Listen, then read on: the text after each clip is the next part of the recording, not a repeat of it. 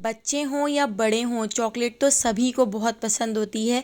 तो आज मैं आपके लिए लेकर आई हूँ स्नेकर चॉकलेट की रेसिपी। इसकी रेसिपी बहुत आसान है। एक बार आप इसकी रेसिपी को देखेंगे तो बाहर से स्नेकर चॉकलेट लेना छोड़ देंगे और हमेशा घर में ही ये मज़ेदार सी चॉकलेट बना के तैयार करेंगे। तो चलिए इसकी रेसिपी की तरफ चलते हैं। स्नेकर चॉकलेट बनाने के लिए हमने यहाँ पर 1 कप मूँगफली ले ली है।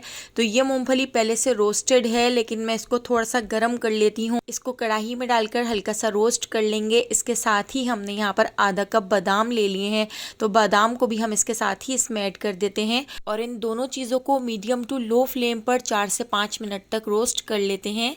तो कलर नहीं आने देना है, बस हल्का सा हमने इनको गर्म करना है। मूंगफली और बादाम रोस्ट हो चुके हैं, इनको एक अलग बाउल में निकाल लिया था। इसी कढ़ाई के अंदर अब हम ऐड कर देते हैं चीनी। तो 1 कप चीनी मैं इसके अंदर ऐड कर देती हूँ और इसका हम कैरेमल बना के तैयार कर लेते हैं। तो इसमें आपने चमचा नहीं चलाना है, बस 15 से 20 मिनट आपने लो फ्लेम पर चीनी को ऐसे ही छोड़ देना है।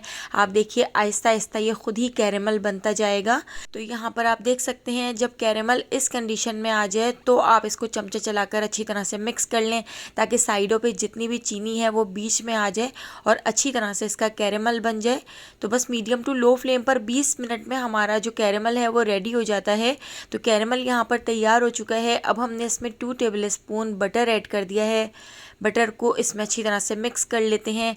बटर को इसके अंदर अच्छी तरह से मेल्ट कर लेते हैं। तो यहाँ पर बटर भी इसमें मेल्ट हो चुका है। अब हमने गैस के फ्लेम को बिल्कुल लो कर दिया है। हम इसके अंदर ऐड कर देते हैं 3 टेबल स्पून फ्रेश क्रीम। तो यहाँ पर मैं ऑलपर्स की फ्रेश क्रीम ऐड कर रही हूँ। आपके पास जिस ब्रांड की भी हो आप वो ऐड कर सकते हैं। तो फ्रेश क्रीम ऐड करके इसको अच्छी तरह से मिक्स कर लेते हैं। 3 टेबल स्पून हमने इसमें फ्रेश क्रीम ऐड की है और लो फ्लेम पर इसको हम अच्छी तरह से मिक्स कर लेते हैं।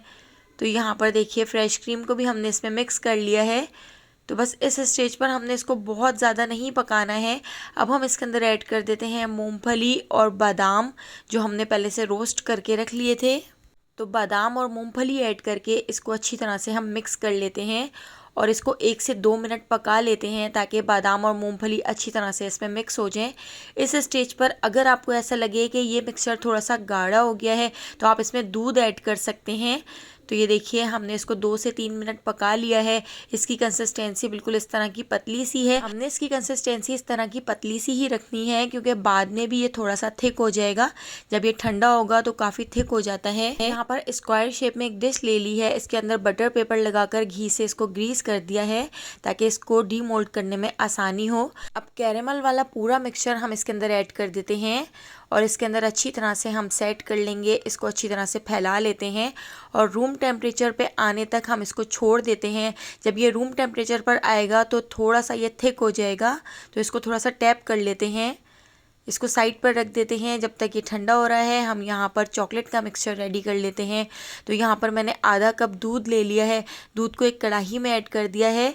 अब हमने यहाँ पर चॉकलेट ले ली है। तो मैंने यहाँ पर क्रेव चॉकलेट ली है। आपके पास किटकैट चॉकलेट हो या कोई सी भी चॉकलेट हो आप इसमें ऐड कर सकते हैं। तो दूध के अंदर 3 इंच का चॉकलेट का ये पीस हम ऐड कर देते हैं और इसको मेल्ट कर लेते हैं।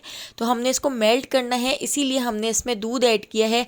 और इस चॉकलेट के मिक्सचर को भी हमने थोड़ा सा पतला ही रखना है, क्योंकि जब हम इसको फ्रिज में रखेंगे तो ये काफ़ी थिक हो जाएगा। तो यहाँ पर आप देख सकते हैं चॉकलेट भी इसमें अच्छी तरह से मेल्ट हो चुकी है और दूध के अंदर हमने चॉकलेट को अच्छी तरह से मिक्स कर लिया है। तो इस मिक्सचर में भी अगर आपको थोड़े से दूध ऐड करने की ज़रूरत पड़े तो आप कर सकते हैं, क्योंकि ये मिक्सचर भी हमें थोड़ा सा पतला ही रखना है, क्योंकि फ्रिज में जाकर ये मिक्सचर भी जम जाएगा। तो यहाँ पर इसकी कंसिस्टेंसी हमने इस तरह की रखी है।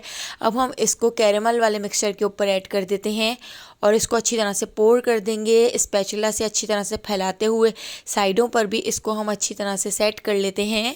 इसको हम 2 घंटे के लिए फ्रीज़र में रख देते हैं, ताकि जो चॉकलेट का मिक्सचर है वो भी इसके ऊपर अच्छी तरह से सेट हो जाए। 2 घंटे के लिए फ्रीज़र में रख दिया था, तो यहाँ पर ये बिल्कुल अच्छी तरह से सेट हो चुकी है। इसको हम डीमोल्ड कर लेते हैं। तो देखिए कितने ईजी तरीके से ये बाहर निकल गई है। इसके बटर पेपर को हटा दिया था। अब हमने तेज़ छुरी की मदद से इसकी कटिंग कर लेनी है। तो मैं बिल्कुल स्नेकर शेप की इसकी कटिंग कर रही हूँ, जिस तरह से हमारी स्नेकर चॉकलेट होती है। तो बस उसी तरह की हम इसकी कटिंग कर लेते हैं।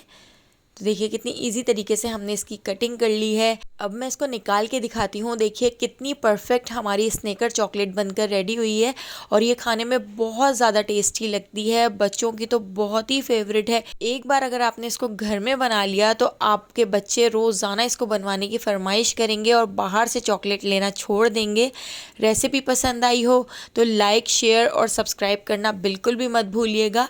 और अगर अभी तक आपने मेरे चैनल को सब्सक्राइब नहीं किया तो जल्दी से मेरे चैनल को सब्सक्राइब करके बेल आइकॉन के नोटिफिकेशन को ऑन कर लीजिए। आने वाली वीडियो तक मुझे दीजिए इजाज़त। अल्लाह हाफिज़।